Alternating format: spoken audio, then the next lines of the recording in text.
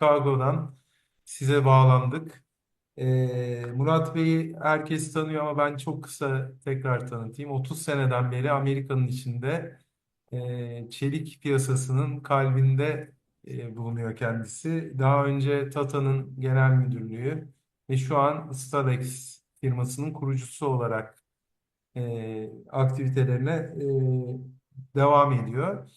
Murat Bey, biz şu ana kadar takip edebildiniz mi bilmiyorum. Orada saat çok erkendi ama bir özetleyecek olursak önce genel bir sunum yaptık. Hurda konusunda tehditler neler olacak önümüzdeki dönem e, konuştuk. Daha sonra uzun mamul piyasası ve Tayfun Bey çok kapsamlı bir vergi analizi sundu bizlere. Siz önümüzdeki dönemi nasıl görüyorsunuz Amerikan pazarı açısından ve Türkiye için nasıl fırsatlar oluşabilir ya da ne tehditler oluşacaktır? Sizden son konuşmacı sizsiniz. Bir toparlarsanız çok mutlu olacağız. Teşekkür ediyoruz. Teşekkürler Harun Bey, teşekkürler Mete Bey beni davet ettiği için. Herkese selamlar Amerika'dan. E, evet, yani Trump'ın seçilmesinden sonra çok alt alta üst üste hareketler gördük bu markette ama beklediğimiz bir şeydi. Üç aşağı beş yukarı.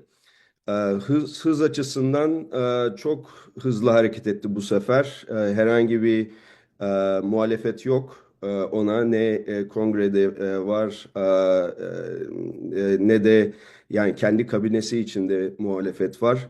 Sanki herkes e, onun kafasında ve her söylediğini uygulama çabasında. Dolayısıyla Tayfun abi, Kerem gayet güzel açıkladı son durumu e, bu vergi konusunda. En son bu sabah itibariyle Meksika ve Kanada'ya %25 bütün mamullere vergi uygulandı burada ki benim gerçekten tahmin etmediğim bir şeydi. Çünkü e, bu ciddi bir şekilde bir enflasyon yaratacağını tahmin ediyorum. Bu Kanada ve Meksika bizim için en büyük trading partnerlar. E, Ve gelecek bütün malzemeler için tahıl olsun, tarım mamulleri olsun, bütün makine, enerji bunların hepsi Amerika'daki fiyatları artıracak ve tüketicileri olumsuz bir şekilde etkileyecek. Fakat bunu gerçekleştirdi. Belki yakın bir zamanda tekrardan bunun pazarlığını yapıp bu vergileri düşürebilir. Fakat benim tahmin etmediğim bir şekilde bunu yürürlüğe koydular bu sabah itibariyle. %25 ciddi bir rakam. Bu çelik mamullerine de dahil. Bunun ötesinde 232'yi değiştirdi. Diğer konuşmacıların söylediği gibi. Ee, Yine Kanada ve Meksika'ya ayın 12'sinde bir ekstra %25 gelecek. Bu demek oluyor ki bu iki tane büyük ülke birinci ve üçüncü sırada Amerika'daki çelik ithalatını gerçekleştiren e, piyasadan yok olacaklar. Neredeyse yok olacaklar. Bunun ötesinde diğer özellikle ülkelerin vergilerini de %25'e çekti. Mesela Brezilya. Brezilya şu an için Amerika'nın ikinci ithalatçısı. Dolayısıyla bizim vergilerimiz Türkiye olarak değişmedi şu an için. Bakıldığında yani her şey böyle kalsa muhteşem bir avantaj elde etmiş gibi gözüküyoruz. Ama her şeyin böyle kalacağını hiç zannetmiyorum.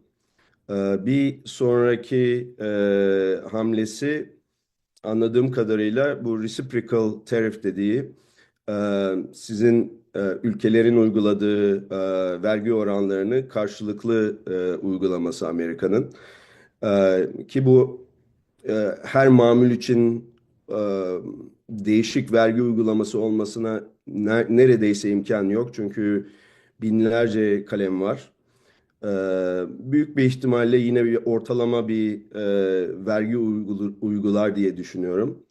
Ee, Mesela yine %20, %25, %10 gibi vergi uygulayacağını düşünüyorum. İşte şu anda Ticaret Bakanlığı bunun araştırmasını yapıyor göya. Ama tahminim yine kafadan bir rakamlar koyacaklar. Ee, Şu anda Trump'ın gerçekten hedeflediği ülkeler bu G20, G20 ülkeleri, en büyük ekonomi ülkeleri ki bunun içinde Türkiye'de var.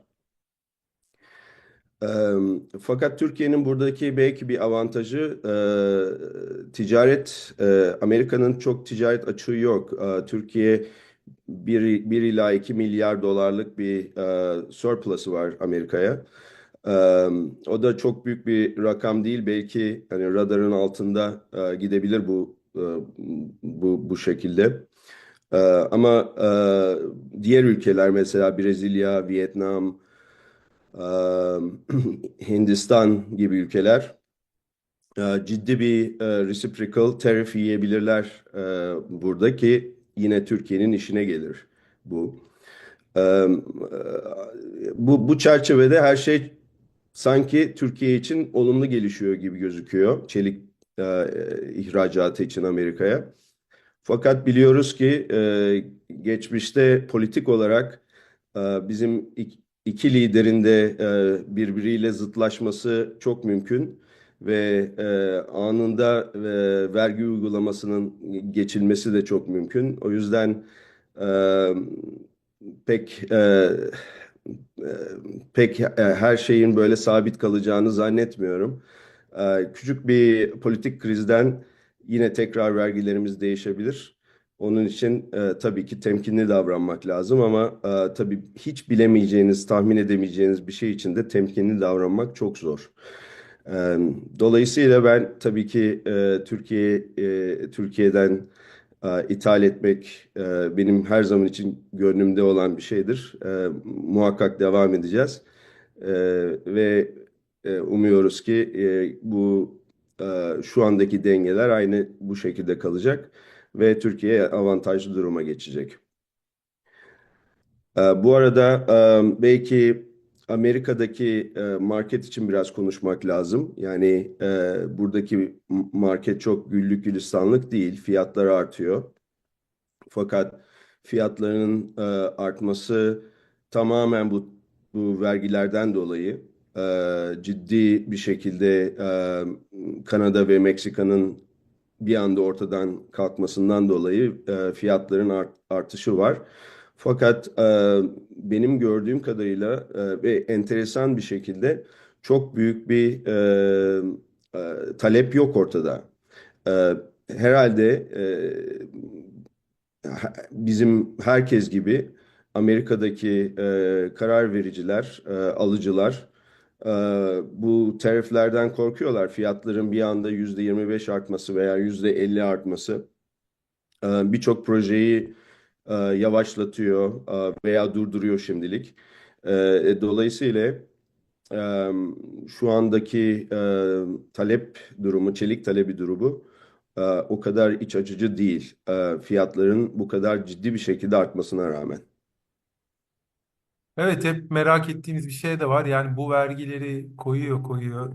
Yani vergileri üste ekleye gidiyorlar. Bu ciddi bir enflasyona da yol açacak. Son yılların en ana konusu enflasyondu zaten. Üstüne yani bu vergiler ne kadar kalıcı olur?